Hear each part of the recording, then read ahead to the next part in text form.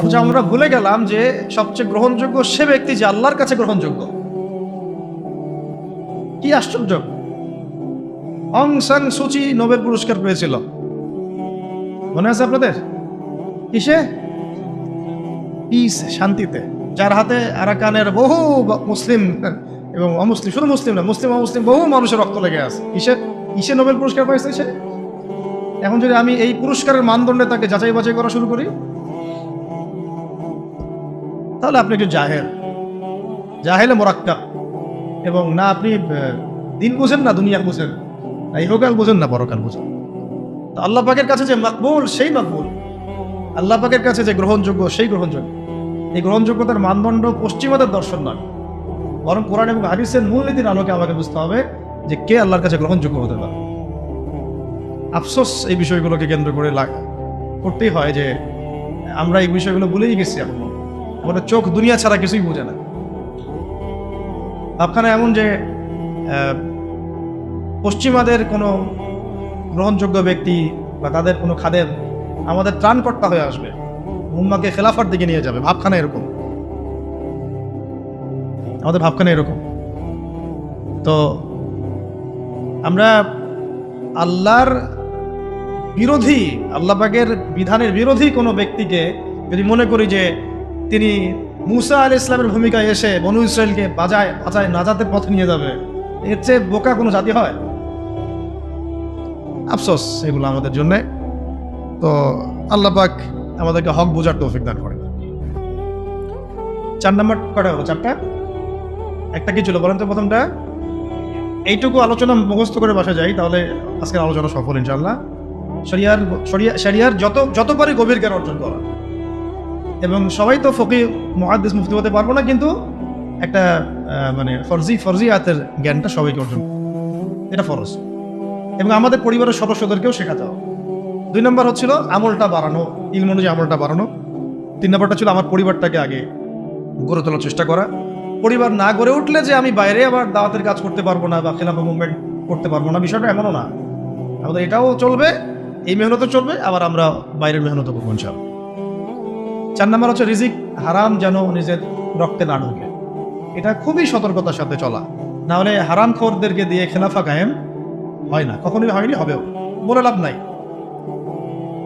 মানে যারা হারাম খাচ্ছেন, হারামের প্রতিষ্ঠা করছেন, সুদ, তারপরে ঘুষ, দুর্নীতি ইত্যাদি ইত্যাদিকে এটাকে একটা সামাজিক সংস্কৃতি বানায় ফেলেছেন, তাদেরকে দিয়ে কঠিন কালেও আল্লাহ পাকের জমিনে আল্লাহ পাকের বিধান প্রতিষ্ঠা করা সম্ভব, এবং তারা সেটা করবেও না, কখন ওই চেতনাই তাদের মধ্যে আসবে না।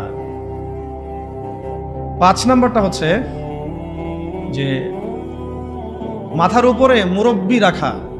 এটা মাথাটা ভালো করে ঢুকান, মাথার উপরে মুরব্বি রাখা। মুরব্বি বলতে বোঝাচ্ছি যারা শরীয়তের গভীর জ্ঞান অর্জন করেছেন, বড় বড় ওলামায়ে কেরাম, তাদের পরামর্শ নেওয়া। যে নিজেকেই মুরব্বি মনে করে সে পথভ্রষ্ট হইতে তার একদিন সময় লাগবে না।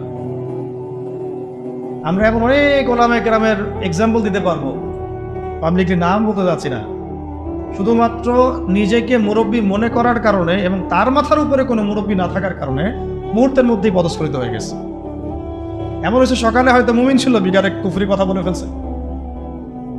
বিকালে হয়তো মুমিন ছিল, সকালবেলা উঠে মুনাফিকদের পক্ষে কথা বলে ফেলছে, ইসলাম বিপক্ষে কথা বলে ফেলছে, দালালি করে ফেলছে, কারণ মুরব্বীদের সাথে মাশওয়ারা করে নাই। এই জন্য, আর এটা হলো তাদের কথা বললাম যারা মানে ফান্ডামেন্টাল আলেম, এরকম অনেকেই এরকম পরিস্থিতির শিকার হয়ে গেছে। আর আমরা যারা আলেম না, জেনারেল শিক্ষিত মানুষ বা শরিয়াত অত বুঝি না, তারা যদি মুরব্বি মেনে না চলে, আমাদের কি অবস্থা হতে পারে? এখন এখানে আমি চলমান প্রেক্ষাপটে একটা খালি আফসোসের কথা বলি, শোনেন, অনেক কিছুই হলো, অনেক কিছুই হচ্ছে, আবার অনেক কিছু হবে, তাই না? কিন্তু যারা এখানে নেতৃত্ব দিচ্ছেন বা লিডিং রোল প্লে করছেন, তাদের মাথার উপরে কোন কোন মুরব্বীদেরকে তারা রেখেছেন, এটা আমি জানতে চাই। কোন কোন বরেণ্য বিদগ্ধ ওলামায়ে কেরাম আর মুরব্বীদের সাথে মাশওয়ারা করে আপনারা কাজ করছেন, এটা জানার আমার খুব ইচ্ছা। যদি করেন আলহামদুলিল্লাহ, যদি না করেন তাহলে এটা খুবই গলত একটা কাজ হচ্ছে। উচিত ছিল বরেণ্য ওলামায়ে কেরামদের সাথে পরামর্শ করা, ওলামায়ে কেরাম আপনার ঘরের দরজার সামনে যাবেন না, তো আপনাকে আসতে হবে ওলামায়ে কেরামের দরবারের সামনে। জ্ঞান কারো কাছে হেঁটে হেঁটে যায় না, আপনাকে জ্ঞানের কাছে আসতে হবে। আর বরেণ্য ওলামায়ে কেরাম থেকে ফেসবুকে পাবেন না তো এইভাবে। ফেসবুক ইউটিউবে খালি সার্চ মারলেই তো হবে না যে কাদের ওয়াজ মানুষ বেশি শোনে আর কাকে মানুষ বেশি বড় আলেম মনে করে। নো, আপনাকে দেখতে হবে যে আলেমরা কাকে আলেম মনে করে, আমজনগণ কাকে আলেম মনে করে, এটা বড় কথা না। আমজনগণ যদি আলেম মনে করে ভোটাভুটি হয়, তাহলে আমি তো কালকে প্রেসিডেন্ট হইতেও পারি, আল্লাহ যদি চান। বা আরো অনেকে আছে, আজারি ভাই আছে, আমাদের আরো অনেক ভাই আছে, ভোটাভুটি নিলে তো তারাও ভালোই করবে, খারাপ হবে না, তাই না? জনপ্রিয়তা আছে, এটা সত্য মিথ্যার মানদণ্ড না। এই জনপ্রিয়তা হক আর বাতিলের মানদণ্ড কোশ্চিন গেলেও না। আপনারা দেখবেন ওলামায়ে কেরাম কাকে হক মনে করেন, ওলামায়ে কেরাম কার কাছে ইলম নিতে যান, ওলামায়ে কেরাম না কার পিছনে ছুটতেছেন, ওইটা আপনি ফলো করুন। সাধারণ আমভাবে মানুষ পঙ্গপালের মতো কাকে ফলো করতেছে, কাকে হিরো মনে করতেছে, কাকে বড় সেলিব্রিটি মনে করতেছে, this is not the big deal. এটা বড় কথা। এটা এটা ভালো হতে পারে, তার জন্য কল্যাণকর হতে পারে, আবার ফিতনাও হতে পারে। ইসলামিক ক্ষেত্রেও, রাজনৈতিক ক্ষেত্রেও এবং সামাজিক ক্ষেত্রেও অনেক বিশেষ সিদ্ধান্ত গৃহীত হচ্ছে ফেসবুকের মাধ্যমে। ফেসবুকে একটা হাইপ তুলে দেন, দেখা যাবে মানুষ দেখা যাচ্ছে ওইটাকে নিয়ে সারাদিন বসে আছে, ঘুরে ফিরে ওইটা সামনে আসতেছে, এটা নিয়ে সবাই লেখালেখি করতেছে, পরে ওইটার আলোকে একটা সিদ্ধান্ত বাস্তবায়ন হয়ে গেল। সুবহানাল্লাহ, সুবহানাল্লাহ, কি জাহালাত, কি ফিতনা! কেন জাহালাত ফিতনা বলছি? একটা এক্সাম্পল দিলে বুঝবেন, একটা খালি এক্সাম্পল দিব। মনে করেন এটা উমর রাদিয়াল্লাহু আনহুর শাসন, একটু মনোযোগ ধরে রাখেন। কার শাসন? উমর রাদিয়াল্লাহু আনহুর শাসনে যারা জনগণ, তারা সবাই সাহাবী না? তারা আল্লাহর রাসূলকে দেখেছেন না? এই দীর্ঘ সময় রাসূলের সহবত ছিলেন না? ওই জামানার একজন ব্যক্তি কি এখনকার সব মানুষের চেয়ে উত্তম না? বুঝলেন কথা? কিন্তু উমর রাদিয়াল্লাহু আনহু সমস্ত সাহাবীদের সাথে এই তথাকথিত গণতান্ত্রিক পদ্ধতিতে মাশওয়ারা করতেন না। মাশওয়ারা করার জন্য ওই সাহাবীদের মধ্যেও বাছাইকৃত একটা প্যানেল ছিল তার, যেটাকে বলা হতো মজলিসে শুরা। কি বলা হতো?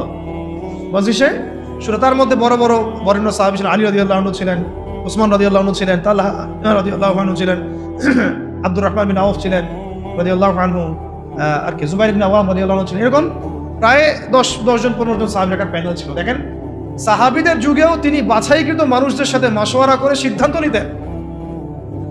আমি কি পয়েন্ট বোঝাতে পারছি? সাহাবীদের যুগেও তিনি বাছাইকৃত সাহাবীদের সাথে মাশওয়ারা করে সিদ্ধান্ত নিয়ে রাষ্ট্র পরিচালনা করতেন। আর আমরা ফেসবুকের হাইপ থেকে সিদ্ধান্ত নেই। ফেসবুকে কাকে মানুষ হিরো মনে করছে, কাকে কার ভিউজ বেশি, কার ফলোয়ার্স বেশি, কে কোন হাইপে চলছে ইত্যাদি। আউযুবিল্লাহি মিন যালিক। এই হাইপের খপ্পরে পড়লে সবসময় সিদ্ধান্ত সঠিক হবে না, বেশিরভাগ ক্ষেত্রে ভুলও হইতে পারে। ইসলামিক সংগঠনের আমির কে হবে, এটার ফয়সালা হচ্ছে ফেসবুকে। আর ফেসবুক তো ইউজ করতেছে সবাই, মানুষ, জিন, ইনসান, গরু, ছাগল, হাঁস, মুরগি সবগুলো। যেদিন বুঝে না যে আলেম না, যে কোরআন পড়তে পারে, যে পারে না, সবাই ইউজ করতেছে, সবাই মতামত দিচ্ছে। আর সবার মতামত সামনে যখন আসতেছে, একটা বিশৃঙ্খল অবস্থা। একটা এক্সাম্পল দিলাম। উমর রাদিয়াল্লাহু আনহু সমস্ত সাহাবীদের মধ্যে থেকে বাছাইকৃত সাহাবীদেরকে নিয়ে মজলিসে শুরার মধ্য দিয়ে সিদ্ধান্ত নিয়ে রাষ্ট্র চালিয়েছেন বলেই তো ওই যুগটাকে বলি আমরা সোনালী যুগ। ওই জামানায় যদি ফেসবুক থাকতো তাহলে অবস্থা খারাপ ছিল। সলফে সালেহিনদের যুগে এই ফিতনাটা আসে নাই বলে তাদের চরিত্র আল্লাহ পাক হেফাজত করেছে। এখনকার যুগে যদি আবু হানিফা রাহিমাহুল্লাহ বয়ান করা শুরু করে, তার বয়ানের যে কত ভুল মানুষ ধরা শুরু করবে আল্লাহই ভালো জানেন ফেসবুকে। যাই হোক, ওইটা আলাদা ইস্যু, আমি ওইদিকে আর গভীর করছি না। আমি বলতে চাচ্ছিলাম যে মাথার উপরে কি রাখা ভাই? বরেণ্য ওলামায়ে কেরামদের মুরব্বীদের একটা প্যানেল রাখা, অন্তত 5 জন 10 জন, যতজন পারেন আপনি, অন্তত একজন বলবো আমি, অন্তত কয়জন? অন্তত একজন আপনার শাইখ থাকা উচিত, মুহাক্কিক, হকপন্থী, আলেম, শাইখ থাকা উচিত। এবং তাদেরকে আপনি ফেসবুকে খুঁজে পাবেন জরুরি না, কারণ বরেণ্য ওলামায়ে কেরামদের আমি দেখেছি তাদের 99%ই ফেসবুক ইউজ করে না। তার মানে কি বাংলাদেশে কোনো আলেম নাই? ফেসবুকে ঢুকলে তো আপনি যাদেরকে দেখছেন এরা বাদ দিয়ে কি বাংলাদেশে কোনো আলেম নাই? মুহাক্কিক ওলামায়ে কেরাম যারা আল্লাহর ওলি টাইপের মানুষ, তাদের কারোরই ফেসবুক অ্যাকাউন্ট নাই। আমি কারো ফেসবুক অ্যাকাউন্ট দেখিনি তাদের। তাহলে আমরা কিসের মানদণ্ডে কি ফয়সালা করতেছি আসলে? এখন এই মানুষগুলো কি আমার দরজায় হেঁটে হেঁটে আসবেন, না আমাদেরকে তাদের কাছে যেতে হবে? তো কই আমরা জাতিগত সিদ্ধান্ত নেওয়ার সময় কই গেলাম, কই যাচ্ছি, কোথায়? ওরা খোঁজারও তো চেষ্টা করছেন। আমাকে বলেন, একটা দলিল দেই। ওই যে মুসা আলাইহিস সালাম যখন জানলেন যে তার চেয়ে একজন জ্ঞানী মানুষ আছে, মনে আছে? আল্লাহ পাক তাকে জানালেন যে তুমি সবচেয়ে জ্ঞানী মানুষ নও পৃথিবীতে, তোমার চেয়ে একজন জ্ঞানী মানুষ আছে, তার নাম খিদির। তার নাম কি? খিদির আলাইহিস সালাম। তো মুসা আলাইহিস সালাম কি বললেন যে তাকে আমার কাছে আল্লাহ পাঠায় দেন, তো আমি তার কাছ থেকে মশওয়ারা নেই, পরামর্শ নেই, বরং বললেন যে আল্লাহ ওয়াইস ক্বালা মুসা লিফাতাহু লা আবরাহু হাত্তা আবলুগা মাজমাআল বাহরাইন আও আমদিয়া হুকুবা। সুবহানাল্লাহ, কি চমৎকার আয়াত, কি চমৎকার আয়াত! আমি বুঝাতে পারবো না আয়াতের ব্যাখ্যাটা আপনাদেরকে। যখন মুসা আলাইহিস সালাম জানলেন যে তার চেয়েও একজন জ্ঞানী মানুষ, মুহাক্কিক একজন মানুষ আছেন, আল্লাহর ওলি আছেন, হ্যাঁ, তখন তিনি বললেন ওয়াইস ক্বালা মুসা বলল লিফাতাহু, তার সাথে একজন যুবক ছেলে ছিলেন, ইউসুফ বিন নুন। তো তাকে বললেন যে লা আবরাহু, আমরা ক্লান্ত হব না, ক্ষান্ত হব না, হাত্তা আবলুগা মাজমাআল বাহরাইন, যতক্ষণ আমরা দুই সাগরের মিলনস্থলে পৌঁছাচ্ছি, আও আমদিয়া হুকুবা, না পৌঁছাতে যদি যুগ যুগ লেগে যায় আমি হাঁটবো, তবু আমি তাকে চাই। সুবহানাল্লাহ, সুবহানাল্লাহ। আল্লাহ পাক বলেছিলেন যে তাকে পাবা দুই সাগরের মিলনস্থলে। কথা পাবা দুই সাগরের মিলনস্থলে, মাজমাউল বাহরাইন। মুসা আলাইহিস সালাম বলেন যুগ যুগ যদি হাঁটতেও হয়, হুকুবা শব্দ শোনেন নাই? 80 হুকবা জাহান্নামে থাকতে হবে নামাজ না পড়লে। হুকবা মানে একটা লম্বা সময় বোঝানো হয়। প্রয়োজনে আমি যুগ যুগ চলতে থাকবো, তবুও ওই মানুষের সহবত আমি চাই, ক্ষান্ত আমি হব না। সাথে নিলেন একজনকে, চলো। এই যে হাঁটা শুরু করলেন, চলতে কত বছর হাঁটতে হয়েছে আল্লাহ ভালো যায়। ওই সময় তো আর ফ্লাইট ছিল না যে একটা ল্যান্ড করে ফেললাম। হ্যাঁ, তো এখানে দেখেন একটা বিষয় খেয়াল করেন যে জ্ঞানের কাছে যেতে হয়েছে, জ্ঞান হেঁটে হেঁটে তার কাছে আসে নাই। তাই আমাদের এই খিলাফা কনসেপ্টের জন্য অবশ্যই বরেণ্য ওলামায়ে কেরামদের সহবত এবং মাথার উপরে এই মুরব্বীদের পরামর্শ মশওয়ারা লাগবে। নিজেকে যদি মুরব্বী মনে করা শুরু করি, তখন পদস্খলন হতে সময় লাগবে না। আমাদের অনেক বড় বড় ইসলামিক ব্যক্তিত্ব এবং সেলিব্রিটি এভাবে পদস্খলিত হয়ে গেছে অলরেডি, শুধু মুরব্বীদের সহবত না থাকার কারণে, নিজেকে মুরব্বী মনে করার কারণে যে আমি মুরব্বী, আমার কোনো সহবতের দরকার নেই। অথচ প্রত্যেক বরেণ্য মুরব্বীও আমরা যাদেরকে চিনি, তারাও মাথার উপরে মুরব্বী রেখে চলেন। সুবহানাল্লাহ, তাদেরও মুরব্বী আছে। এটা সিলসিলা, একটা সিলসিলা, সিনাই এটা চলে আসতেছে একদম সাহাবীদের যুগ থেকে, রাসূলের যুগ থেকে। তাই 5 নম্বর পয়েন্টটা হচ্ছে আমাদেরকে কি করতে হবে ভাই? ওলামায়ে কেরামের সহবত লাগবে এবং মাথার উপর মুরব্বী রাখতে হবে। কমপক্ষে কয়জন? কমপক্ষে একজনের। এটা আপনি সিলেক্ট করবেন কিভাবে? ফেসবুক থেকে দেখবেন ওলামায়ে কেরামগণ কাকে বড় মুহাক্কিক আলেম মনে করেন, এইভাবে সিলেক্ট করবেন, খুঁজে বের করবেন। এবং তাদের সংখ্যা 1 জন হতে পারে, 10 জন হতে পারে, 100 জন হতে পারে। আমাদের মাশওয়ারার এই সুন্নতটাকে চালু করতে হবে। কয়টা হলো? 5টা। আচ্ছা, 6 নম্বরটা হচ্ছে যে আমাদের সবাইকে সিরাতুন নবী সাল্লাল্লাহু আলাইহি ওয়াসাল্লাম পড়তে হবে। কি পড়তে হবে ভাই? এক ভাই বলেছিলেন এই কথাটা মাঝখানে যে খেলাফা প্রতিষ্ঠা করা কি একটা ইবাদত নাকি দুনিয়াবি কাজ? বলেন তো, বলেন। আর ইবাদত যদি হয় তাহলে এর তরিকা কার কাছ থেকে নিতে হবে? রাসূলুল্লাহ সাল্লাল্লাহু আলাইহি ওয়াসাল্লামের সুন্নাত থেকে, সিরাত থেকে। আর আমরা যদি সিরাতের চর্চা না করি, সিরাত না পড়ি, না বুঝি, তাহলে আমরা এই খেলাফা প্রতিষ্ঠার পথে গেলেও ভুল করে ফেলতে পারি। নবীর তরিকা বাদ দিয়ে অন্য তরিকা কি আমল কবুল হবে? মনে হয় আপনাদের সাফল্য আসবে না। আচ্ছা, এটা মাথায় রাখেন। 7 নম্বর হচ্ছে, এটাও বলেছেন এক ভাই যে আমাদের সবাইকে ঐক্যবদ্ধভাবে সিদ্ধান্ত নিয়ে একজনকে আমির নিযুক্ত করতে হবে। কি করতে হবে? আমির তো নিজে বলবে না যে ভাই আমি আসো তোমরা আমার দলে, সে বলবে। যারা বুঝবান তাদের উচিত হবে উদ্যোগ নিয়ে খিলাফা প্রতিষ্ঠার সংগ্রাম এবং এই মুভমেন্টে কোনো একজন ভাইকে বা কোনো একজন আলেমকে, কোনো একজন বরেণ্য ব্যক্তিত্বকে আমির হিসেবে নির্ধারণ করা। এই কাজটা কাদের দায়িত্ব? তাহলে এটা আপনাদের দায়িত্ব। ওলামায়ে কেরামদের সাথে বসা, তাদের সাথে মশওয়ারা করা, কাকে করা যায় এটা নিয়ে একটা মুভমেন্ট করা, এটা আপনাদের দায়িত্ব। নেতা ছাড়া কোনো যুদ্ধ হয়, নেতা ছাড়া কোনো মুভমেন্ট হয়? আর সবাই যদি নিজেকে নেতা মনে করা শুরু করে তাহলে হবে? আর নেতা কয়জন হবে? 10 জন, 20 জন, না একজন? একটা মুভমেন্ট তখন সফল হবে যখন সেখানে একজন বরেণ্য, আল্লাহর কাছে কবুল একজন বান্দা, যিনি দায়িত্ব চেয়ে নিচ্ছেন না, চাচ্ছেন না যে আমাকে আমির করো, বরং মানুষ বুঝে শুনে তাকে আমির করছে। এরকম কোনো মানুষ যখন বিচক্ষণ বিদগ্ধ একজন আমির থাকবে মাথার উপরে, তখন এই মুভমেন্টটা সফলভাবে চলে।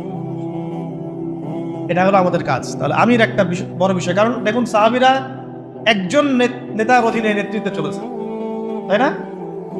সাহাবীর যুগের পরে আবু বকর রাদিয়াল্লাহু আনহুর সময় কে আমির ছিল? একজন। কয়জন? নাকি নাকি উমর রাদিয়াল্লাহু আনহু আমির, বাকিরা কি সবাই আমির?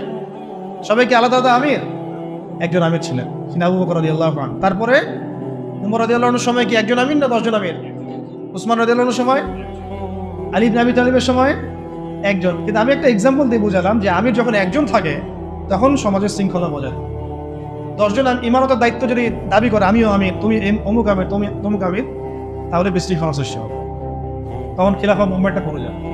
8 নম্বর হচ্ছে আমিরের হাতে বায়াত জরুরি। কি জরুরি? আমিরের হাতে হাত রেখে বায়াত নেওয়া জরুরি শরিয়াতের, তাজকিয়ার এবং জিহাদের এবং খেলাফা। বায়াতবিহীন কোনো ইমারত দাঁড়াতে পারবে না। কেন? কারণ আমরা যখন বরেণ্য ওস্তাদদের কাছে, মুরব্বীদের কাছে বায়াত করি, তখন কোনো ব্যবসা শুরু করার আগেও তার সাথে পরামর্শ করি যে আমি এটা করতে যাচ্ছি, ওস্তাদ কেমন হবে, ভালো না মিস, বা আমি এটা শুরু করতে যাচ্ছি, আপনার মশওয়ারা যাচ্ছি, এই পরিস্থিতিতে আমাদের কি করা উচিত, মশওয়ারা যাচ্ছি। প্রত্যেকটা বিষয় তখন সে আমিরের উপর আমরা মশওয়ারা করেছিলাম। আর যখন আপনি বায়াতবিহীন, তখন আপনি যা ইচ্ছা তাই করতে পারেন, কারণ আপনি তো আনুগত্য করেননি আমার, বা আপনি তো সেই আমিরের আনুগত্য করেননি। তার কাছে আল্লাহ পাককে সাক্ষী রেখে তো আপনি তার হাতে হাত রেখে প্রতিশ্রুতি দেন নাই যে আমি আপনাদের সাথে আছি, আল্লাহর জন্য আমি আপনার এই মুভমেন্টে আছি এবং ইনশাআল্লাহ আমি এর জন্য আমার জানমাল ব্যয় করবো। আপনি তো করে প্রতিশ্রুতিই দেন নাই, তাহলে আপনার দ্বারা গাদ্দারি হবে না, এর কোনো নিশ্চয়তা আছে? কোনো নিশ্চয়তা আছে? এই সুন্নত উঠে গেছে সমাজ থেকে। এটা শুধু এক শ্রেণীর আমরা ওই যে পীর মুরিদি সিলসিলার মধ্যে রেখে দিয়েছি। এটা যে রাষ্ট্রীয়ভাবেও প্রযোজ্য ছিল, এটা আন্দোলনের ক্ষেত্রে প্রযোজ্য ছিল, একটা মুভমেন্টের ক্ষেত্রে প্রযোজ্য ছিল, জিহাদের ক্ষেত্রে প্রযোজ্য ছিল, এটা আমরা বলে গেছি। সাহাবীদের শোনেন, কোন সাহাবী নবীর কাছে বায়াত না করে মুসলিমই হতে পারে আর নাই। যেই মুসলিম হয়েছেন হাতে হাত রেখে বায়াত করেছেন, করেন নাই ইসলামের বায়াত। তারপরে যখনই নবী সাল্লাল্লাহু আলাইহি ওয়াসাল্লাম কাউকে কোনো সারিয়া অভিযানে পাঠিয়েছেন বা কোনো গাজওয়ায় পাঠিয়েছেন বা উনি নিজেও গিয়েছেন, তখন সবার আগে জিহাদের বায়াত হয়েছে। এমনকি ওই হুদায়বিয়ার সন্ধির সময়ও যখন খবর ছড়িয়ে পড়লো ওসমান রাদিয়াল্লাহু আনহুকে হত্যা করা হয়েছে, ওইখানেও ওই গাছের নিচে বায়াত হয়েছে যে আমাদের হাতে অস্ত্র নাই, তাতে কি তবু ওসমানকে ছাড়া নিয়ে আসবো, না হলে যুদ্ধ হবে। বায়াতবিহীন কোনো জিহাদ হয় না, মনে রাখবেন। বায়াতবিহীন কি হয় না? একা একা আপনি কিছুই করতে পারবেন না। একটা জামা, ইমারা, আমির, সামউ ওয়া তাআ এবং বায়আ ছাড়া মুভমেন্টগুলো হয় না। এই জন্যই ওই পর্যায়ে পর্যন্ত যেতে পারছি না। আর যারা দেখেন ওই পশ্চিমা শক্তির মোড়ল, নাম না হয় নাই বললাম, ওই রাষ্ট্রের নামও নিতে ইচ্ছা করে না, তাদেরকে যে পিটিএ বের করছে খোরাসান থেকে, 20 বছর ধরে মাইক দিছে, তাদের মধ্যে এই সুন্নতগুলো ছিল। আমির ছিলেন, ইমারা ছিল, জামা ছিল, ঐক্য ছিল, বায়াত ছিল। এইটা আমাদের মধ্যে উঠে গেছে, এটা জরুরি। বায়াত কটা হলো? ওটা আমির লাগবে, বায়াত লাগবে এবং অনুসারী লাগবে। 9 নম্বর কি লাগবে? অনুসারী লাগবে। অনুসারীদের কর্তব্য হচ্ছে সামি'না আতা'না, সামি'না আতা'না, শুনলাম মানলাম, শুনলাম মানলাম। হ্যাঁ, যদি আমিরের মধ্যে এমন কিছু দেখা যায় যে সে সরাসরি কোরআন সুন্নাহর বিরোধী কোনো কাজ করছে, তখন আপনার ওই কথার উপর কোনো ইয়া নাই, আপনাকে শুনতে হবে না, মানতে হবে না, তখন এটা নাই। যেমন আবু বকর রাদিয়াল্লাহু আনহু যখন খলিফা হয়েছেন, আপনারা একটু এটা গুগলও সার্চ করলেও পাবেন, কিতাব না করলেও গুগলও পাবেন। যখন তিনি খলিফা হয়েছেন তখন জাতির উদ্দেশ্যে একটা ভাষণ দিয়েছেন। কত মিনিটের ভাষণ জানি? কত সেন্টেন্সের ভাষণ? 4 থেকে 5টা সেন্টেন্সের ভাষণ। পুরো জাতির উদ্দেশ্যে ভাষণ দিচ্ছেন খলিফা হওয়ার পরে। কত সেন্টেন্সে? 4 থেকে 5টা বাক্যের ভাষণ। আর কোন জাতি চিন্তা করেন, আর কত মানে বড় আল্লাহর ওলি তিনি এটাও চিন্তা করেন। আবু বকর রাদিয়াল্লাহু বলছেন যে আমি তোমাদের মধ্যে সর্বশ্রেষ্ঠ মানুষ নই, মানে আমি মনে করি না যে আমি তোমাদের মধ্যে সর্বশ্রেষ্ঠ মানুষ, কিন্তু আমাকে তোমাদের মানে আপনাদের পক্ষ থেকে এই দায়িত্ব দেওয়া হয়েছে। 1 নম্বর সেন্টেন্স শেষ। 2 নম্বর হচ্ছে আসিদকু আমানা ওয়াল কাযিবু খিয়ানা, সত্য এবং সত্যবাদিতা হচ্ছে আমানত, এবং মিথ্যা, এই যে প্রতারণা মিথ্যা, এগুলো হচ্ছে খিয়ানত। দুটো সেন্টেন্স, ঠিক আছে? দাঈফুম মিনকুম কাওয়িউন ইনদি হাত্তা আখুযা হাক্কা লাহু ইনশাআল্লাহ। তোমাদের মধ্যে যারা দুর্বল তারাই আমার কাছে সবচেয়ে বেশি শক্তিশালী। হ্যাঁ, তোমাদের মধ্যে যারা দুর্বল তারা আমার কাছে সবচেয়ে বেশি শক্তিশালী, যতক্ষণ পর্যন্ত মানে আমি তোমাদের হকটা আদায় না করছি। আর কাওয়িউন ফীকুম মিনকুম দাঈফুন ইনদি হাত্তা আখুযা হাক্কা মিনহু ইনশাআল্লাহ। আর তোমাদের মধ্যে যারা শক্তিশালী মনে করো তারাই আমার কাছে দুর্বল, যতক্ষণ না তোমাদের কাছ থেকে আমি গরিবের হকটা আদায় না করছি। চিন্তা করুন, আসুন দেখছেন কটা সেন্টেন্স হলো? আরেকটা হচ্ছে 5 নম্বর হচ্ছে যে আল্লাহ পাক ওই জাতিকে সম্মানিত করেন যে জাতি জিহাদের পথ বেছে নিয়েছে। আর যখন কোনো জাতি জিহাদের রাস্তা ছেড়ে দেয় আল্লাহ পাক তখন তাকে অসম্মানিত করেন। কত নম্বর সেন্টেন্স? 5। আর 6 নম্বর একটা সেন্টেন্স ছিল, হ্যাঁ মনে করছি, যে আর কোনো জাতি তখনই ধ্বংস হয় যখন তার মধ্যে অশ্লীলতা ছড়িয়ে পড়ে। কুমু লিস-সালাহ ইয়ারহামুকুমুল্লাহ, সালাতের জন্য দাঁড়াও, আল্লাহ তোমাদের প্রতি রহম করুন। শেষ ভাষণ, জুমার আগে বেশ, এটা জুমার নামাজের আগে, এটা বুঝতে পারছেন? তো আমির যেমন লাগবে এরকম অনুসারে ডাকবে।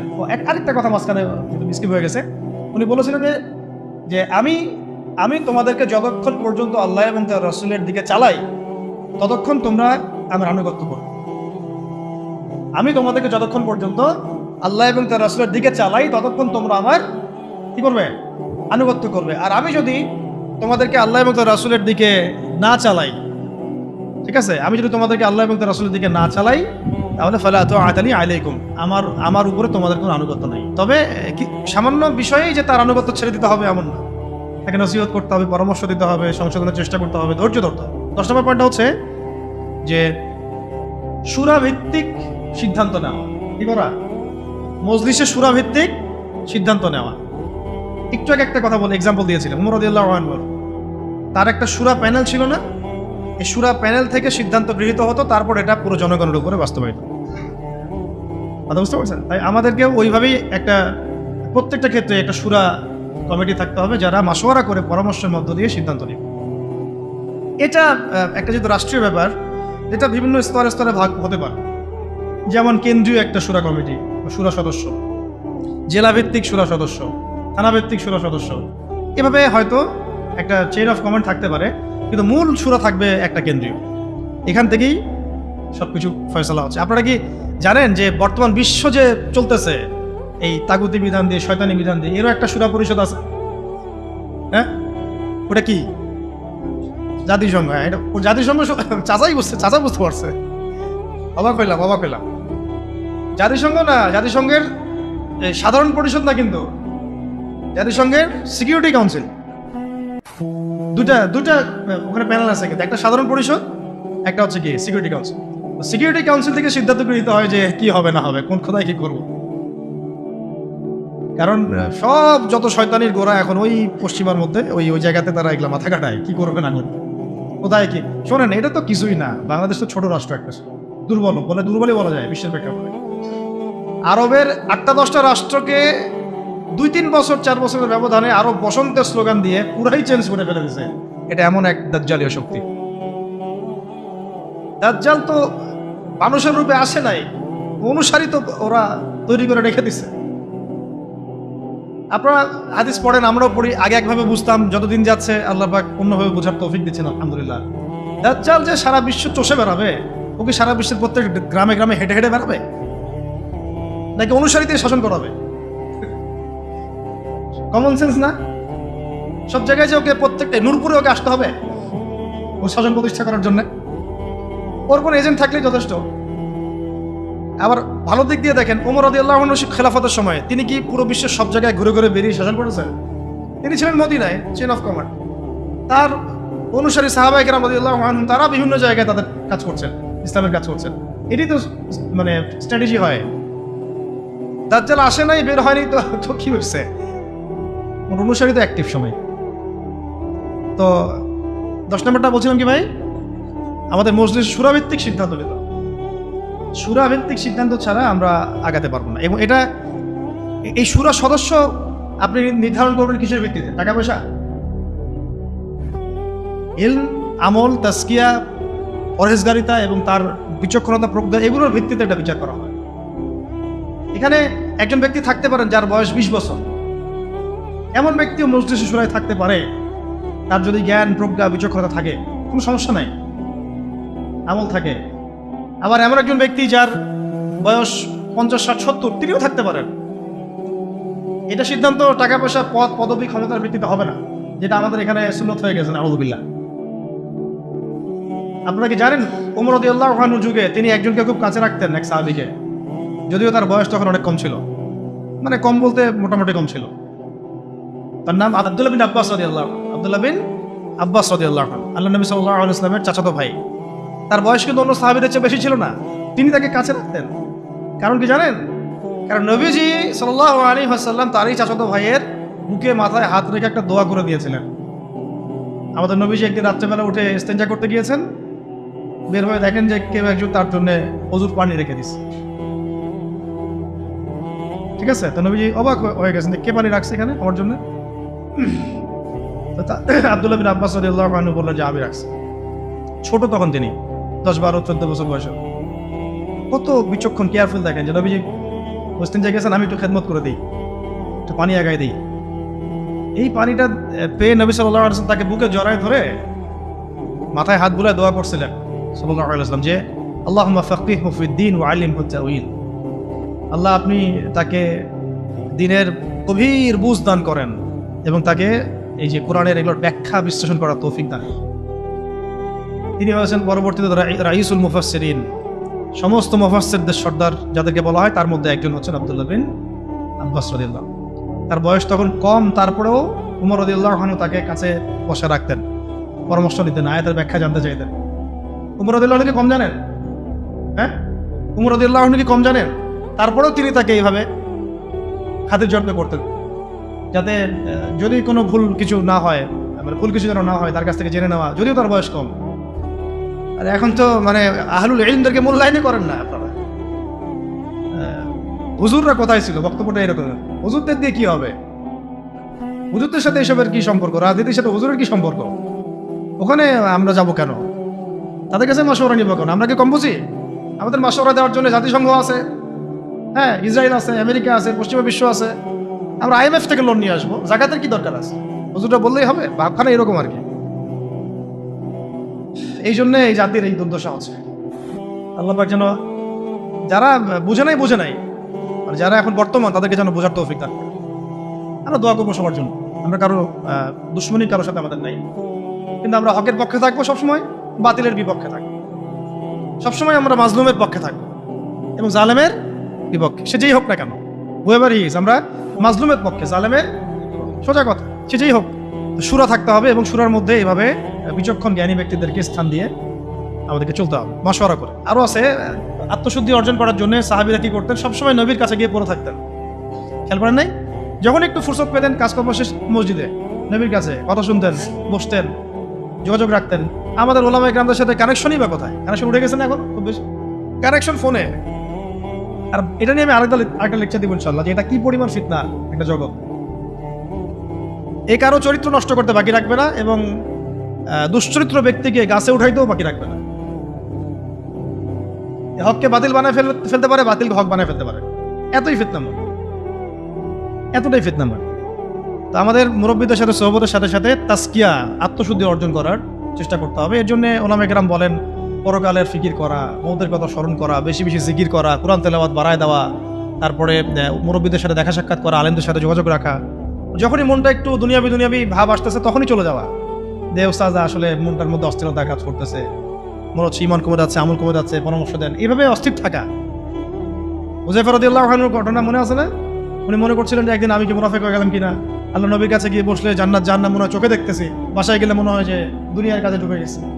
মনে আছে না হাদিসটা? ফাজাইল আমল বই তো আছে। তো তখন তারা দৌড় দিয়ে আবার নবীর কাছে আসলেন, ইয়া রাসূলুল্লাহ, বাসায় গেলে এমন লাগে, আপনার কাছে থাকলে এমন লাগে।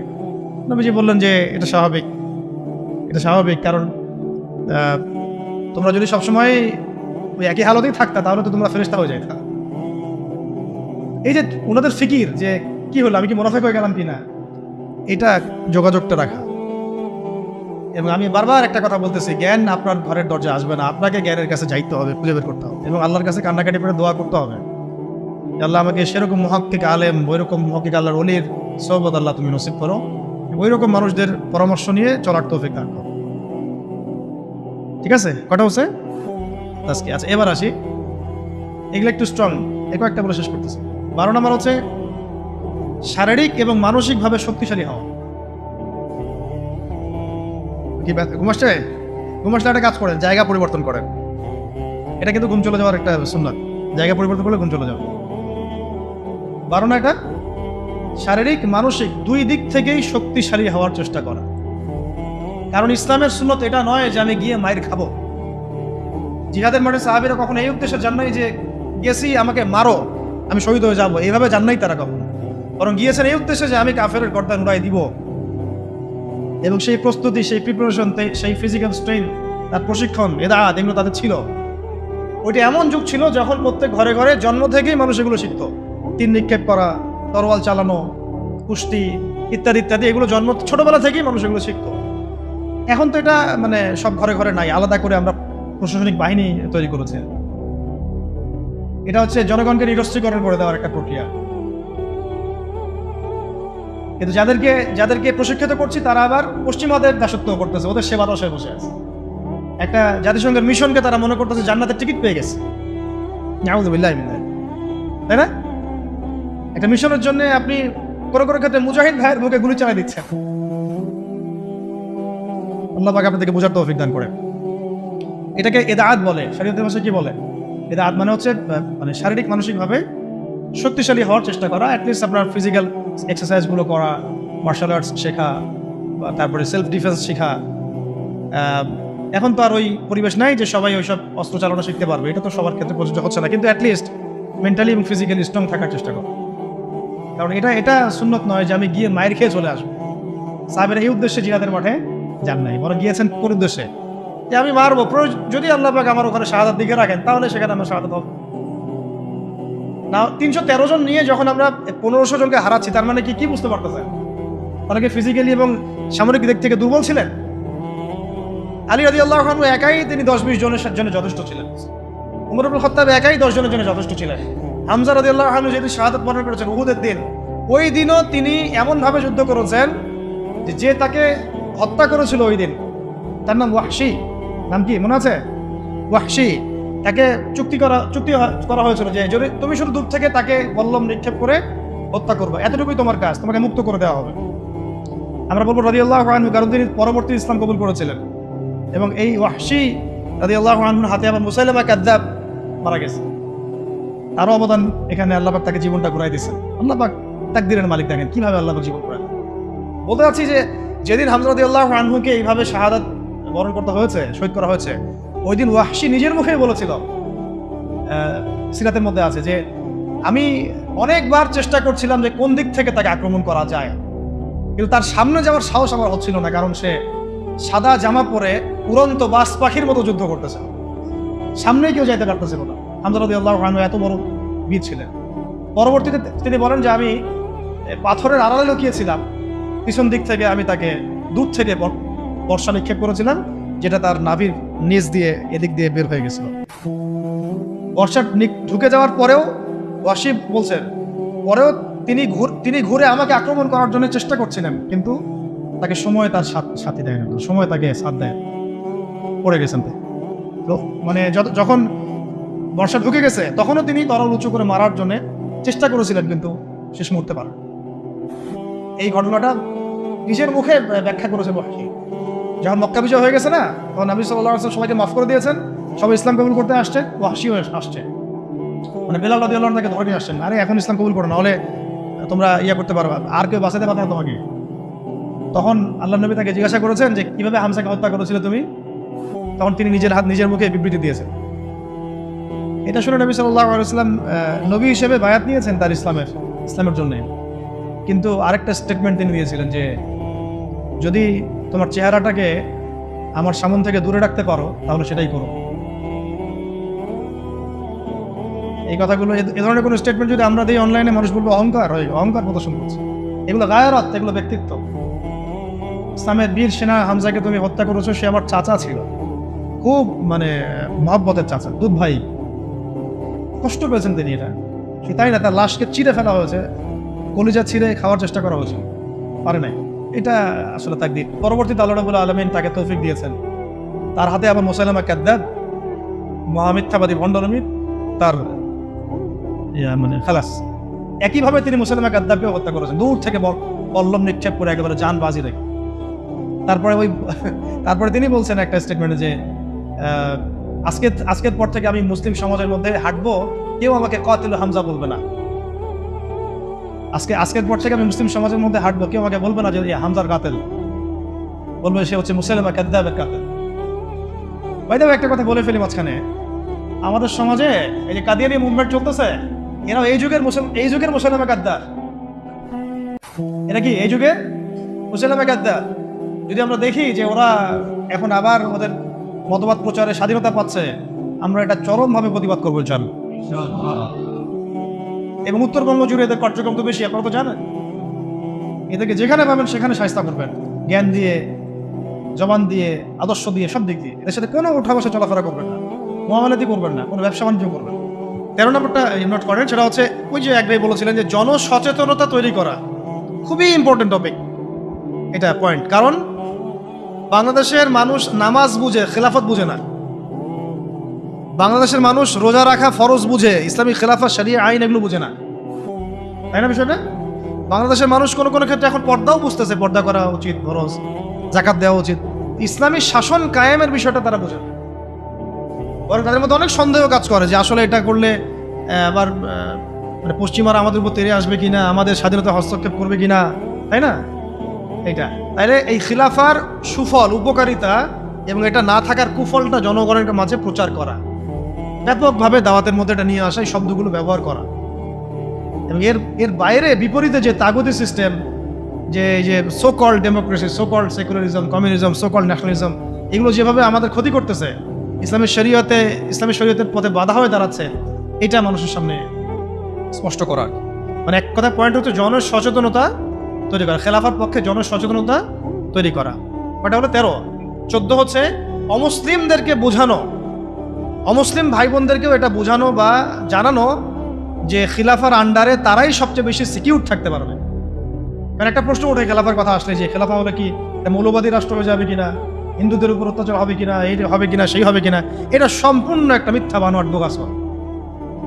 উমর রাদিয়াল্লাহু আনহু খেলাফত কালে কোনো অমুসলিমের উপরে যাররা পরিমাণ কোনো অত্যাচার হয়েছে? বরং আমরা দেখি এখনকার গণতান্ত্রিক সিস্টেমগুলোতে এগুলো হচ্ছে, এবং এই ইস্যুগুলোকে মানুষ রাজনৈতিক হাতিয়ার বানাচ্ছে না, সুবিধা হাসিলের জন্য ইস্যু সৃষ্টি করতেছে। বাংলাদেশে আল্লাহ না করুক, বাংলাদেশে যদি কেউ চক্রান্ত করে, আল্লাহ পাক এইসব চক্রান্ত থেকে আমাদেরকে হেফাজত করেন, দোয়া করি, যে এই হিন্দু ভাই বোনদেরকে যদি কিছু মানুষ আঘাত করা শুরু করে, তাহলে বাংলাদেশের প্রতি সবার আগে কে তেরে আসবে বলেন তো দেখি? ওকে বসে থাকবে? আমরা না হয় আমাদের ভাইদেরকে ফিলিস্তিনে মারলে আগাই না, সিরিয়াতে মারলে আগাই না, আগাইতে পারি না, পাশের দেশ আরাকানে মারলেও আমরা আগাইতে অনেকে পারি না। তাই বলে কি খ্রিস্টানরা পারে না, চাইনিজরা পারে না, ইন্ডিয়ানরা পারে না? ওরা কিন্তু ঠিকই আসবে। আপনি বাংলাদেশের মাটিতে যদি কোনো আমেরিকানকে কখনো মারতেন, মারেন না, না এটা করতে বলতেছি না, তাহলে দেখেন পুরো শক্তি নিয়ে এসে আপনাকে হামলা করবে না? কোন ইহুদিকে যদি আপনি বাংলাদেশে হত্যা করেন, তাহলে পুরা ইসরায়েল আপনার বিরুদ্ধে যুদ্ধ ঘোষণা করবে না? কিন্তু মুসলিমদেরকে সারা বিশ্বে মেরে ফেললে আমরা ওটা করতে পারি না, বা ওইটার চেতনা আমাদের মধ্যে কাজ করে না। তো এইটা আমি পয়েন্টটা এখান থেকে বলতে চাইলাম, যে হিন্দু ভাই বোনদের উপর যদি কেউ অত্যাচার করে, তখন কিন্তু এটাকে একটা বড় গ্লোবাল ইস্যু বানায়, পার্শ্ববর্তী যে হিন্দু রাষ্ট্রগুলো আমাদের আশপাশে আছে সবাই এখানে হস্তক্ষেপ করার চেষ্টা করবে। তখন গৃহযুদ্ধ লাগাই দেওয়ার চেষ্টা করবে, ওই যে গুজরাটের মতো, হায়দ্রাবাদের মতো। আর গৃহযুদ্ধ যেখানেই লাগবে, সেখানেই যে রাষ্ট্র আসবে তার নাম হলো আমেরিকা। যেখানেই দেখবে যে গৃহযুদ্ধের মতো করে পরিবেশ, ও আসে বলবে যে আমার এখানে শান্তি কায়েম করতে হবে, গণতন্ত্র কায়েম করতে হবে, তাই আসছি আর কি। তখন আরেক নতুন সিরিয়ার জন্ম হইতে পারে, নাউযুবিল্লাহ। এটা না হোক, আমরা তাই দোয়া করি, কিন্তু এটা একটা ইন্টারপ্রিটেশন যেটা হয়েছে বিশ্বে, এরকম ঘটনা কিন্তু ঘটেছে। এর আলোকে, অভিজ্ঞতার আলোকে কথাটা বললাম, যে অমুসলিম ভাই বোনদেরকে এটা নিশ্চিত করা, বোঝানো যে খিলাফা রাষ্ট্র কোনো মৌলবাদী কনসেপ্ট না, মানে ওদের ওদের বক্তব্য অনুযায়ী আর কি। এটার মধ্যে প্রত্যেক অমুসলিমের অধিকার শতভাগ নিশ্চিত থাকবে, বরং বর্তমান প্রচলিত পদ্ধতির চাইতে বেশি থাকবে ইনশাআল্লাহ। তারা তখন আমাদের জিম্মি, একজন জিম্মিকে হত্যা করলে সে জান্নাতের ঘ্রাণও পাবে না, এমন হাদিস আছে। তারা আমাদের জিম্মেদারিতে থাকবে, তারা আমাদের জিম্মি মানে কি, তারা আমাদের জিম্মেদারির মধ্যে থাকবে, ওদের জানমাল হেফাজত করা আমাদের দায়িত্ব তখন। তো হাদিসে আসছে কেউ যদি এমন কোনো জিম্মিকে হত্যা করে তাহলে সে তো জান্নাতে যাচ্ছে না, জান্নাতের ঘ্রাণও পাবে না। তাহলে এটা কঠিন না? তো এই সচেতনতা তৈরি করা এটা খুব ইম্পর্টেন্ট একটা কাজ। তাই একজন বললেই হবে না, আপনাদের সবাইকে এখন থেকে কথার মধ্যে এই বিষয়গুলো আনতে হবে যে শুধুমাত্র নামাজ, রোজা, হজ, জাকাত এই বিষয়গুলোই ইসলাম নয়, বরং ইসলামিক শাসন প্রতিষ্ঠা করার জন্য আমাদের চেষ্টা করতে হবে। ইসলামী ল, ইসলামী শরিয়া আইন, ইসলামিক খেলাফা কনসেপ্ট, এই কনসেপ্টটা সবাইকে বুঝানো। আমি খুব আশা করেছিলাম যে এই ধাক্কায় হয়তো ইসলামী খেলাফতের দিকে হয়তো আমরা একটু মুভ করতে পারতে পারি, কিন্তু আবারও হতাশ হলাম, চরমভাবে হতাশ হলাম। আর আমরা দেখলাম যে মাজলুমের বিজয় হলো, জালেমের পতন হলো, এরকম করে আমরা দেখলাম। ইতিহাসে হয়েছে, ফেরাউন ধ্বংস হয়েছে, নমরুদ ধ্বংস হয়েছে, কিন্তু আমরা যেন ওই ফেরাউনের কবল থেকে নিষ্কৃতি প্রাপ্ত ওই উদ্ধত বনু ইসরায়েলের মতো হয়ে না যায় আবার। বুঝতে পারছেন কথা? ফেরাউনের কবল থেকে মুক্তি পাওয়ার মাত্র 40 দিনের মাথায় বনু ইসরায়েল বাছুর পূজা শুরু করছিল। কত দিনের মাথায়? আর আমরা তো 40 দিন লাগে নাই, 7 দিনের মাথায় আমরা মাশাআল্লাহ ট্রান্সজেন্ডার, সুদ, পশ্চিমাদের দাস, এমন কিছু মানুষকে আমরা আমাদের মাথার উপরে নিয়ে চলে আসলাম। আল্লাহ আমাদেরকে বোঝার তৌফিক দান। এখন আমরা আশা করছিলাম যে এই মুভমেন্টগুলোর মধ্য দিয়ে হয়তোবা, যেহেতু এখানে ওলামায়ে কেরামরা সম্পৃক্ত ছিলেন, বড় বড় সংগঠনগুলো সক্রিয় অংশগ্রহণ করেছেন, কেউ বলেছেন, কেউ লিখেছেন ইত্যাদি, এবং ছাত্র জনতা সবাই আমভাবে ছিলেন, যে হয়তোবা তাদেরকে বোঝানো যাবে যে ইসলামিক বিষয়গুলো বাস্তবায়ন করা এটাই মুখ্য সময়। কিন্তু আমরা আবারও হতাশ হলাম আর কি। জানি না ভবিষ্যতে কি হবে, তবে আমার আশঙ্কা যে খিলাফা স্টেট এভাবে বাস্তবায়িত হবে না। কারণ ওই কনসেপ্টটা এই প্রজন্ম অনেক কিছু করছে, সাহসিকতা দেখাচ্ছে, ওদের মধ্যে উদ্যম আছে, সাহস আছে, জীবন দেওয়ার মানসিকতা আছে, কিন্তু ওদেরকে আমরা তাওহীদ বুঝাইতে পারতেছি না, তাই না? ওরা দেশপ্রেমে করতেছে, জালেমের বিরুদ্ধে দাঁড়াচ্ছে, জালেমের বিরুদ্ধে দাঁড়ায় গেছে, তারা দেশপ্রেমের চেতনায় লালন করতেছে, অন্যায় সহ্য করতেছে না, সাহস দেখাচ্ছে, ওদের বুদ্ধি আছে, ওদের মাশাআল্লাহ ওদের ডেডিকেশন আছে, সবকিছু আছে। তাওহীদ বুঝাতে পারছি না আমরা যে এই কাজগুলো করতে হবে আল্লাহর জমিনে, আল্লাহর হুকুম কায়েমের জন্য, আল্লাহর জমিনে গণতন্ত্র কায়েম করার জন্য না, আল্লাহর জমিনে এই তথাকথিত জাতীয়তাবাদ আর ধর্মনিরপেক্ষতা কায়েম করার জন্য না। এই ডেডিকেশনগুলোই দরকার আমাদের আল্লাহর জমিনে খিলাফা কায়েম করার জন্য। এই মেসেজটা আমরা ইয়াং জেনারেশনকে দিতে চাই বা দেওয়া উচিত। এইটার জন্য আমাদের সবার কথা বলা উচিত, কারণ আমার বিশ্বাস এদেরকে তারা হবে ইনশাআল্লাহ। যা তারা করে দেখিয়েছে, আমাদের বিশ্বাস এই জেনারেশনকে দিয়ে হবে ইনশাআল্লাহ সবার। তবে তাদেরকে তো ছোটবেলা থেকে এইসব বোঝানো হয়নি, পড়ানো হয়নি, জানানো হয়নি, তারা তো ওই ধাঁচে বড় হয়ে ওঠে নাই। একটা হাদিস মনে রাখবেন, তাহলে আপনাদেরকে এটা বুঝতে সুবিধা হবে। একজন ব্যক্তি এসে জিজ্ঞাসা করেছিলেন, এই হাদিসটা দিয়ে দিই অনলাইনে, যে ইয়া রাসূলুল্লাহ সাল্লাল্লাহু আলাইহি ওয়াসাল্লাম, কে শহীদ, কে? একজন বলছেন, ইয়া রাসূলুল্লাহ, একজন ব্যক্তি যুদ্ধে গিয়েছে জাতির জন্য, একজন গিয়েছে বীরত্ব প্রদর্শনের জন্য, একজন গিয়েছে বাহবা পাওয়ার জন্য, কে শহীদ? নবীজি বলছেন এক বাক্যে, মান কাতালা লিতাকুনা কালিমাতুল্লাহি হিয়াল উলিয়া ফাহুয়া ফি সাবিলিল্লাহ। যে ব্যক্তি শুধুমাত্র আল্লাহর জমিনে আল্লাহর কালিমার পতাকা সমুন্নত করার জন্য যুদ্ধে গিয়েছে, শহীদ হয়েছে, ওইটাই আল্লাহর রাস্তা, ওইটাই শহীদ। এটা শহীদের সবচেয়ে বড় স্তর। হ্যাঁ, অবশ্যই মাজলুম যারা জালেমের বিরুদ্ধে দাঁড়িয়েছে তারাও ইনশাআল্লাহ শহীদ, ইনশাআল্লাহ তারাও শাহাদাতের মর্যাদা পাবে ইনশাআল্লাহ। নবীজি এই হাদিসের মধ্যে এইভাবে বলেছেন, মান কাতালা লিতাকুনা কালিমাতুল্লাহি হিয়াল উলিয়া ফাহুয়া ফি সাবিলিল্লাহ। যে ব্যক্তি আল্লাহর জমিনে আল্লাহ পাকের পতাকাটা, মানে কি পতাকা বলতে এখানে কি বোঝাচ্ছে? শরিয়া, আল্লাহর দ্বীন, খিলাফা, এটা কায়েম করার জন্য জিহাদ করে, যুদ্ধ করে, অতঃপর শহীদ হয়, এটা হলো আল্লাহর রাস্তায়। অবশ্যই যে কোনো জালেমের বিরুদ্ধে দাঁড়িয়ে যদি শহীদ হয়, সে শহীদ হবে। অত্যাচারী শাসকের সামনে দাঁড়িয়ে যদি হক কথা বলে, তাকে যদি হত্যা করে ফেলে, সেও শহীদ হবে ইনশাআল্লাহ। অনেক স্তর আছে, এটা সর্বোচ্চ স্তর। আর সাহাবীরা কিন্তু এই চেতনাতেই যুদ্ধে গিয়েছেন। সাহাবীরা কি ভাষার জন্য যুদ্ধে গিয়েছিলেন? সাহাবীরা কি মানে কি বলবো, দুনিয়াবি কোনো স্বার্থে যুদ্ধে গিয়েছেন, জিহাদে গিয়েছেন? তারা শুধু আল্লাহর দ্বীন কায়েমের জন্য জিহাদে। অন্য কোনো স্বার্থ ছিল? এমনকি তাদেরকে এই স্বার্থ ছিল যে যুদ্ধে জয় হলে আমি গনিমত পাবো অনেক, হ্যাঁ, এই নিয়ে ছিল যুদ্ধ জয় হলে আমি অনেক গনিমত পাবো, সম্পত্তি হবে, আমাকে সবাই বীর বলবে, ইত্যাদি ইত্যাদি। এরকম কোনো একটাই লক্ষ্য উদ্দেশ্য নিয়ে তারা ঝাঁপিয়ে পড়েছেন, সেটা হচ্ছে আল্লাহর জমিনে আল্লাহর তাওহীদ লা ইলাহা ইল্লাল্লাহ এই কালিমা যেন প্রতিষ্ঠিত হয়। আল্লাহর কালিমা প্রতিষ্ঠা হওয়া মানে আল্লাহ পাকের শাসন, আল্লাহ পাকের বিধান, খেলাফা, এটা যেন বাস্তবায়ন হয়। মানে এক কথায়, আমার কথা এক কথা, জমিন আল্লাহর, হুকুম চলবে আল্লাহ, সহজ কথা শেষ। এই জমিন কার? আল্লাহর জমিন, বিধান চলবে কার? আল্লাহর। আল্লাহর জমিন, শাসন চলবে কার? এখানে শাসক হচ্ছে আল্লাহর প্রতিনিধি, শাসক জনগণের কাছে মুখোপেক্ষী না। এখানে শাসক কার প্রতিনিধি? আল্লাহর প্রতিনিধি। আল্লাহকে রাজি খুশি করার জন্য সে জনগণকে ভালো রাখবে, জনগণের কাছে বাহবা পাওয়ার আশায় না যে আমি আপনাদের জন্য এটা এটা করতেছি, আপনারা আমাকে ভালো বলবেন, এই নিয়েতেও না, বরং আল্লাহ তুমি দেখো আমি তোমার দেওয়া দায়িত্ব পালন করতেছি। কেন ওমর রাদিয়াল্লাহু আনহু রাতের অন্ধকারে ঘুরে বেড়াতেন আর মানুষের দুঃখ দুর্দশা দেখতেন? কেন কেন তিনি দেখলেন যে একটা চুলার মধ্যে এক মা রান্না করতেছেন, খাবার নাই, নিজে গিয়ে বাইতুল মাল থেকে নিজের কাঁধে করে নিয়ে এসে তিনি তাদেরকে দিলেন? কি কি উদ্দেশ্যে? ওই মায়ের কাছে কোনো বাহবা পাওয়ার উদ্দেশ্যে? ওই বাচ্চাদের কাছে কোনো বাহবা পাবেন এই উদ্দেশ্যে? ভালো বলবেন এই উদ্দেশ্যে? দুনিয়াবি কোনো স্বার্থে? কোশ্চিন গেলেও না, শুধু এক আল্লাহকে খুশি করার জন্য এবং তার ভয়ে যে আমার আন্ডারে যদি কোনো ব্যক্তি জুলুমের শিকার হয় তাহলে তো আল্লাহ পাক আমাকে ধরতে পারে, আর আমি যদি এই তার এই দুঃখ দুর্দশা দূর করে দেই, আল্লাহ পাক আমার দুঃখ দূর করে দিবে, সন্তুষ্ট হবে। এখানে একটা মারাত্মক পয়েন্ট আছে যেটা আমরা মিস করতেছি। তরুণ ভাইদেরকে বলবো, নিয়াত ঠিক করে নাকি, আপনি কোন নিয়াতে এবং কি উদ্দেশ্যে লড়াই করছেন এবং সংগ্রাম করছেন?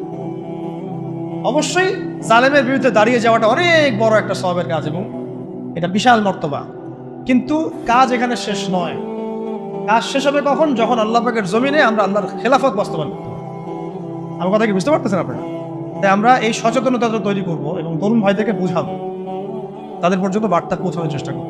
এরপর যদি তারা না বুঝে আবার ঘুরে ফিরে সেই পশ্চিমাদের ট্র্যাপে পড়ে যায়, তাহলে আফসোস করা ছাড়া আমাদের কিছুই করার নেই। তখন আল্লাহি, তখন এই হাজার হাজার শহীদের রক্তের সাথে গাদ্দারি হয়ে যাবে, হবে না? তখন আল্লাহি, আল্লাহর কসম, এই হাজার শহীদের সাথে গাদ্দারি হয়ে যাবে। তারা তো পশ্চিমাদের সেবা দাস হওয়ার জন্য রক্ত দেয় নাই। আমাদের ভাইরা যারা জীবন দিল কয়দিন আগে আপনারা দেখলেন, তারা কি পশ্চিমা কোনো গোষ্ঠীর দাস হওয়ার জন্য রক্ত দিয়েছে? তারা স্বাধীনতা চেয়েছে। স্বাধীনতা মানে কি? আমি বুক ফুলায় সিংহের মতো চলবো আমার দেশে এবং আল্লাহর পাকের ইবাদত করব, কেউ আমাকে কিছু বলবে না, অমুসলিমরা নিরাপদে থাকবে, আমরা ওদের কোনো ক্ষতি করবো না, এবং আমরা আল্লাহ পাকের জমিনে আল্লাহ পাকের বিধানগুলো বাস্তবায়ন করব, ওই আলোকে আমরা দেশ শাসন করবো। এটা উদ্দেশ্য না? এই উদ্দেশ্য যদি বাস্তবায়িত না হয় তাহলে আমরা তাদের সাথে অনেক বড় গাদ্দারি করে ফেলবো। কোন মুখ নিয়ে আমরা তাদের সামনে কিয়ামতের মাঠে দাঁড়াবো এটাও ভাবতে হবে, আমাদের চিন্তা করতে হবে।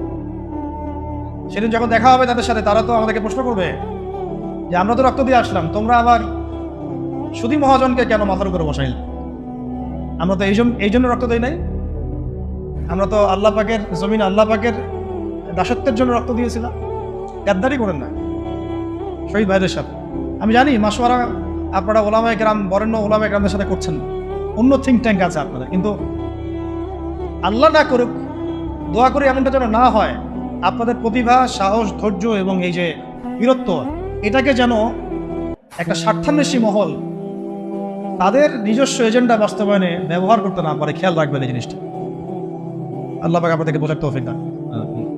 তা আমাদের এই জিনিসটা খেয়াল রাখতে হবে যে আমাদের নিয়াতটা এটা থাকবে, অমুসলিমদেরকে বোঝানো যেন খেলাফার আন্ডারে তারাও শান্তি শৃঙ্খলার সাথে থাকতে পারবে, এটাতে কোনো সমস্যা নেই।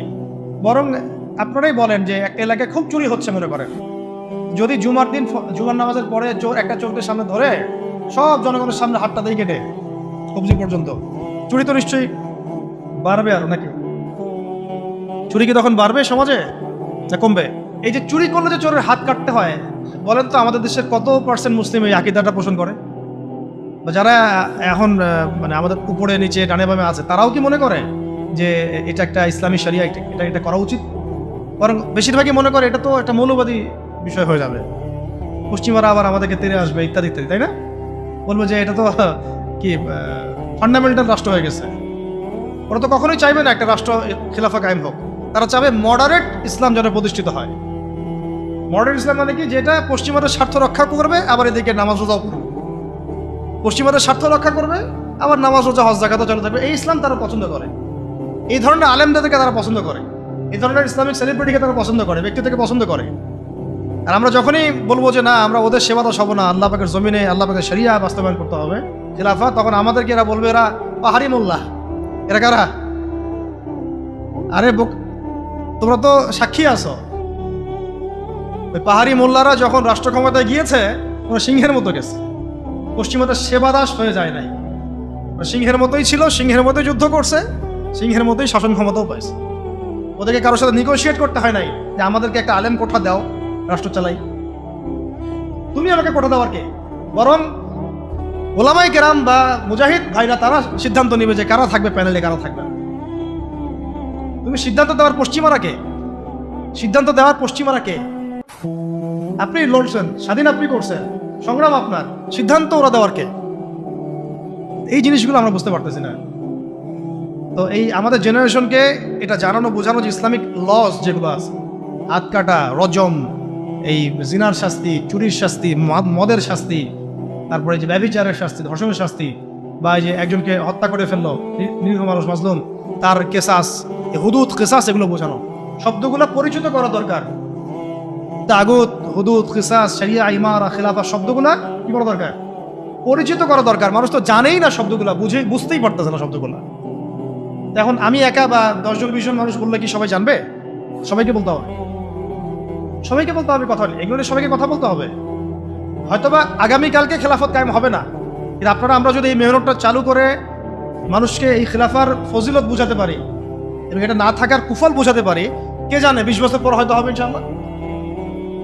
15 বছর 16 বছরের একটা সিলসিলা 15 সেকেন্ডের মধ্যে চলে যায় নাই, 15 দিনের মধ্যে চলে যায় নাই, উঠে যায় নাই। এই তো কয়দিন আগে কি মনে হচ্ছিল, এখন মানুষ কি মনে করতেছে? কি আকাশ আসমান জমির পার্থক্য! কি ছিল আর কি হলো? এগুলো কার পরিকল্পনা?